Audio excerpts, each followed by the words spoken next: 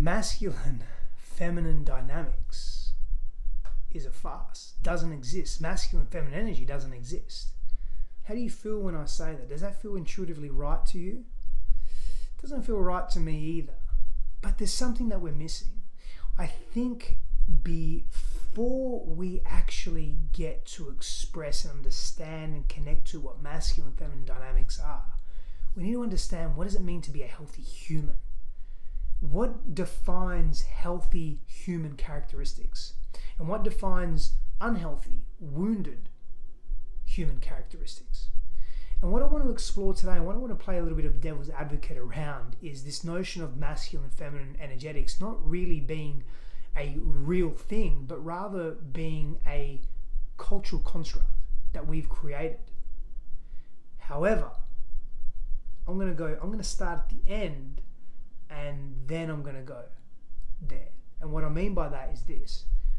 I believe in masculine and feminine energetics. I believe in masculine and feminine dynamics. They do exist. It is real.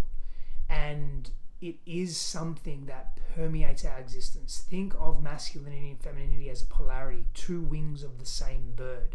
It resides within every single human being. Now, Michaela Boehm speaks to being and doing energy. Being meaning it's more of a feminine energetic, doing is a more masculine energetic, or go being a masculine energetic and flow being a feminine energetic.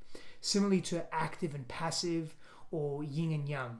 And so we look at history and we look at Eastern mysticism, philosophy, old Western philosophy. We look at this dichotomy, this polarity that exists in the world. And we then begin to define these essentially two ways of being, two energetics of being in the world, as complementary opposites, or even complementary opposing forces that reside within us as human beings. And when we're in balance, when we're extreme in one, we tend to be unhealthy. When we're extreme in the other, we tend to be unhealthy. And so we're advocating for this middle path. But I think where we get confused and when we use the terms masculine and feminine, because we think that masculinity is exclusive to men as a gender. So there's a biological connection there. And femininity is exclusive to females.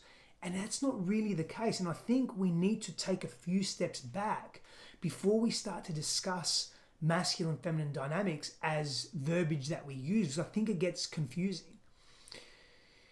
And what I'm suggesting is that we pull it back, we use different terminology before we can get to that place, and we look at what does it mean to be a healthy human, what does it mean to be an unhealthy human. So femininity and masculinity at some level, at one level, it's just a set of human characteristics that has been poured into a bucket that is then just labeled with this label of this is either masculine or that's either feminine. Now, at some level, that's very real and true. I just think it's beyond our comprehension because there's a confusion there.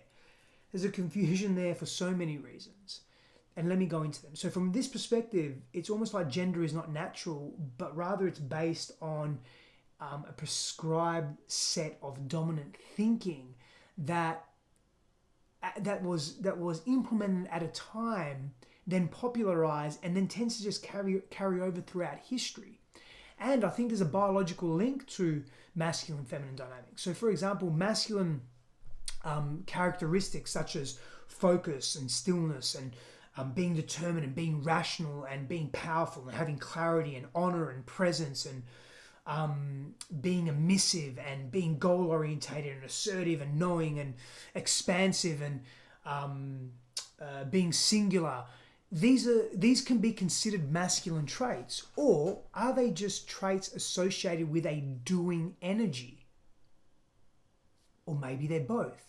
And I'm not saying they are or they aren't, but if we assign them to masculinity, there's this confusion that's this fierceness, this purposeful magnetic energy, that's a masculine energy, and we think, well, that's what resides in men. Now, here's a question for you. As a woman, do you find those characteristics, those embodied characteristics, attractive in a man? And do you find them equally as attractive in a woman? And in a healthy way, in a healthy expression, because, being competitive is this masculine, quote unquote, masculine energetic. And can being competitive be unhealthy? Absolutely, it can be extreme. So let's talk about that for a moment. So what does unhealthy competition look like? Win at any cost, sacrificing one's own morals to hurt others, it's a jealousy. Hyper competitiveness carries jealousy, which is an undesirable trait. It's not a healthy bonding relational trait. We're not talking about inclusive in-group energy. We're talking about being consumed with external validation, focused on status, titles, appearance, superficiality, focused on hyper selfish gains. Manipulation and lying is associated with an unhealthy competition. So whilst we need competition in this world for various reasons, it helps us grow and expand and excel, whether it's competition against ourselves or competition against others. We're also collaborative beings. And those that are stuck in hyper competitive states have taken what is dominant in our culture to an extreme, and that may be considered masculine. So you can see how it gets super, super confusing. And so, for example, let's go look at some. Let's look at some examples of what it means to be a girl, or what it means to be a boy, or what it means to be feminine, what it means to be masculine. So, girls are soft, boys are tough and rough. Girls are emotional, boys are stoic and withdrawn. And is this really true? So when we say that, we're saying that only girls can be emotional, only boys can be stoic. Is that a cultural conditioning, or is that exclusive to that gender? Sit with that for a moment. So these are beliefs that have become the norm over our time. Are we perhaps overprogrammed? Are we seeing it a little differently? Human qualities are not gendered per se. However, there is some connection to our ancestors that at some time was truer for men than it was for women, such as strength, assertiveness, being more goal-orientated. Why? Because men were more in the physical environment. They were in danger's way a great deal more. And so some could say that some of these characters have developed not only from the environment that we were exposed to in our early evolution, but also how we're made up, our hormonal profiling. For example, in men, testosterone tends to be that higher risk take. It promotes higher risk taking, which promotes specific characteristics. It doesn't mean that it's not associated with women. It's saying that it's more prominent in men. Brain development's a little different. Sexual organs are different.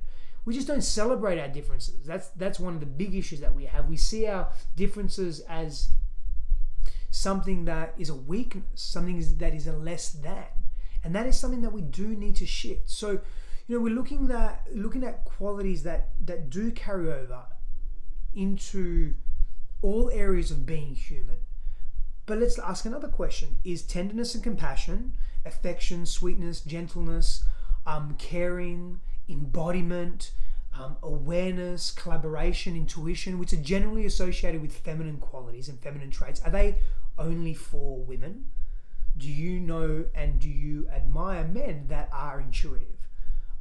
Men that are trusting, men that carry a tenderness in their being? Or is that something that is not attracted to? Now, if a man was consistently tender and carrying compassion and carried what we saw as these feminine qualities, what would you make that mean? This is a question I'm asking you personally. What would you be attracted to that as a woman? I'm asking you as a woman, would you be attracted to that as a female? Or someone that's in your dominant feminine energy? Would you be attracted to that? And this is where the terms masculine and feminine can get confusing. And is there some truth to this?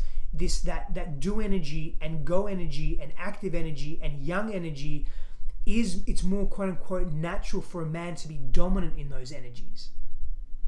And it's more natural or appealing, whether that's a cultural condition or something that's come from our evolution or both, for a woman to be more in her passive energy. That's not submissive, that's not being meek or weak or being subjugated against in any capacity. It's energetic, right? To be in her flow energy, her be energy. That's interesting. Her yin energy. What does it mean? So I think we have an opportunity to get out of this stuckness that we're in with respect to masculinity and femininity. And I believe before we actually get there, before we get to this understanding, this deeper understanding of masculinity and femininity, we have to understand, what does it mean to be in a healthy state of being? So let's look at what traditionally can be known as wounded masculine and wounded feminine. So when we're looking at wounded masculine, we're looking at the wounded masculine hides from the world, is weak in conviction, lacks belief in himself, relies on others for direction, fears being wrong, is controlling, is judgmental, is subjugating, is oppressive, is self-loathing, is forceful. These are shadow, extreme, unsustainable character traits that we don't find appealing as a society. Some of us, parts of us do. No, I don't mean some of us, some of the population do as well, but parts of within us all find it appealing to some extent, because power can be appealing. That's another psychological conversation. But these are generally masculine traits. Now, have you ever known a woman to be forceful or oppressive? Of course. Is it more common in men? Perhaps. What does that mean? I'm just asking questions. I want us to think a little laterally about this. I spend so much of my energy and time in this space, and it's quite heart opening. And are we looking at it not wrong, but are we missing a few steps before we actually get there? It's like, are we trying to learn to walk before we can crawl? And is masculine feminine dynamics a more complex conversation that needs to be fleshed out a little deeper? Let's look at shadow feminine traits. What are traditionally shadow feminine traits? So, living in secrecy, contorts self to fit in, places others on pedestals. In other words, doesn't really value self, is insecure, carries body dysmorphia, carries an anxiousness around self, can be passive aggressive, can be manipulative, has an unhealthy sexual expression, as does a wounded masculine essence, can be irritable, can be a people pleaser. These are traditionally associated with wounded feminine traits. Now, who makes this up? There are many authors, there are many scholars that would say this in this realm. However, these are wounded human traits. These traits that are quite extreme and are wounded and unhealthy traits, whether it be in personality, in expression, in human relationships, in sexuality, in a social setting, in a cultural setting, these have come from a result of experiencing trauma growing up, experiencing trauma as a child, having a difficult upbringing with one's parents and primary caregivers, not being able to emotionally self-regulate, having low self-worth and being insecure because we've been told that we're not enough. These are human qualities, but we assign this masculine, feminine, sometimes gender to it, sometimes energetic. And I think we're missing the mark. I think we need to understand all of this from a place of two wings of the same bird, two sides of the same coin, doing and being energy, go and flow energy, active and passive energy. And when we activate these energies within us one way too much, we either activate them ourselves because we've been conditioned to go down that path, or our environment conditions us and informs us that this is the safest way to be. So we go into this wounded protective state, and it produces a result or a behavior of being highly judgmental, forceful, oppressive, opinionated. These overt outward shadow masculine traits, what could be considered shadow masculine traits, but essentially is a way to just defend ourselves and protect ourselves from being further hurt because we feel unsafe. So what I'm getting at is, yes, masculinity, femininity exists. I think it exists on a level and plane that is beyond most of us because we haven't understood what it means to fundamentally be a healthy human being before we can understand complementary polarity in its expression. I'm doing my best to explain something that is really quite complex and layered and challenging to grasp. And so I hope I'm doing that in the best way possible. I'll give you another example before we wrap up. We look at that shadow masculine trait of hiding from the world. You can go one of two ways. I went both actually. So I experienced physical abuse and violence and volatility in my upbringing. As a young child, I hid from the world because I was really, really scared. You could say I was in my inward shadow masculine expression. As a teenager, I went outward in my shadow masculine expression and I became what was done to me. Forceful, oppressive, judgmental, subjugating, violent myself. And so I became that outward shadow masculine. Sometimes I would be also passive aggressive, considered a outward shadow feminine quality or trait. The point is that I use these qualities in shadow expression extremes to hide from the world or attack the world to feel safe. and I did it in an unhealthy way because I didn't feel safe within myself.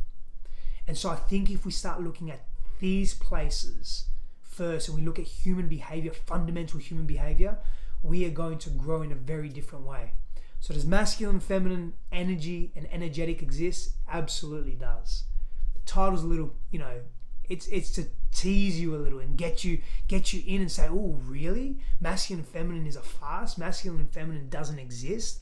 It does, but I think it exists in a way that we're not fully equipped to understand until we've done deeper work on ourselves.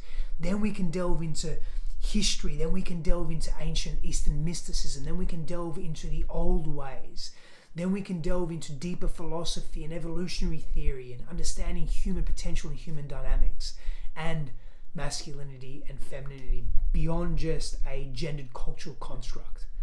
Power and blessings to you. I'll see you soon.